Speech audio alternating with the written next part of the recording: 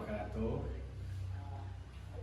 Ya, Bismillahirrahmanirrahim. Alhamdulillahirrabbilalamin. Assalatu wassalamu ala Muhammadin wa ala alihi wa sahbihi ajmain. Amma ba'du.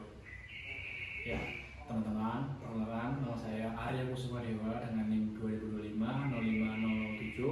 Di sini saya akan menyampaikan kultum yang bertema tips hidup sehat sesuai sunnah Rasulullah Sallallahu Alaihi Wasallam. Teman-teman semuanya, Rasulullah Sallallahu Alaihi Wasallam pernah mengajarkan kita bahwa hidup sehat itu mudah dengan cara kita itu makan ya secukupnya. Dengan kata lain, kita makan tidak boleh berlebihan, pola tidur atau pola istirahat yang cukup, dan juga aktivitas fisik dan rajin olahraga, teman-teman. Tapi kadang-kadang kita baru menyadari hal itu saat ketika kita sedang sakit. Kita memikirkan bahwa ketika sedang sakit itu dikarenakan kita terlalu banyak minuman yang bergula, kita main HP sampai malam, dan kita tidak merawat tubuh kita dengan cara kita bermalas-malasan, teman-teman. Nah, di sini peran saya sebagai sudut pandang saya sebagai calon apoteker di masa depan itu kan terkadang seperti ini, teman-teman. Banyak pasien-pasien yang datang ke klinik atau ke apotek itu dengan catatan mereka itu ingin sembuh dengan menggunakan obat saja. Tetapi nyatanya dan faktanya ketika pasien itu ditanya bagaimana pola hidupnya, mereka menjawab masih kurang, pola tidurnya berantakan, sering bergadang, dan juga sering bermalas-malasan ataupun makan yang berlebihan setiap hari.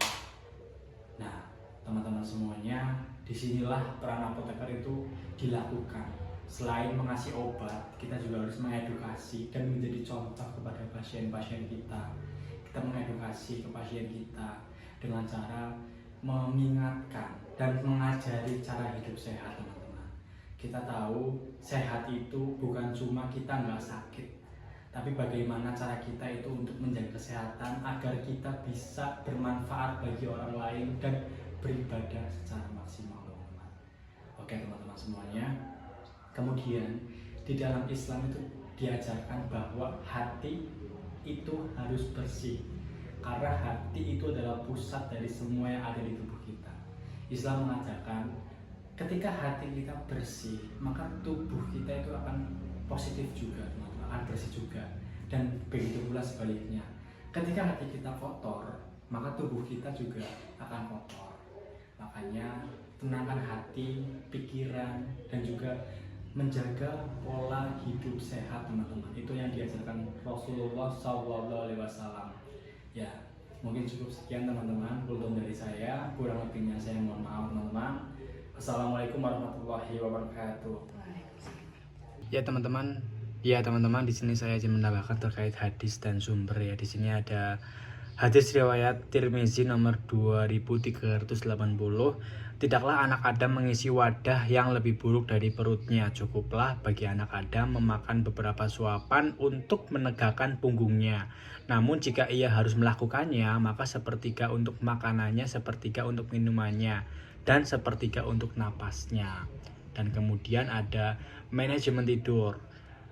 Tidur yang cukup di awal waktu merupakan salah satu tips sehat Allah Rasulullah.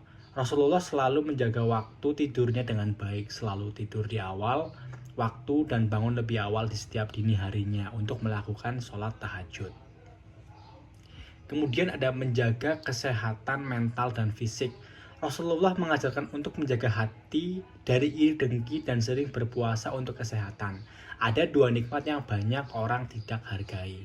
Yang pertama ada kesehatan dan waktu luang. Hadis riwayat Bukhari nomor 6412.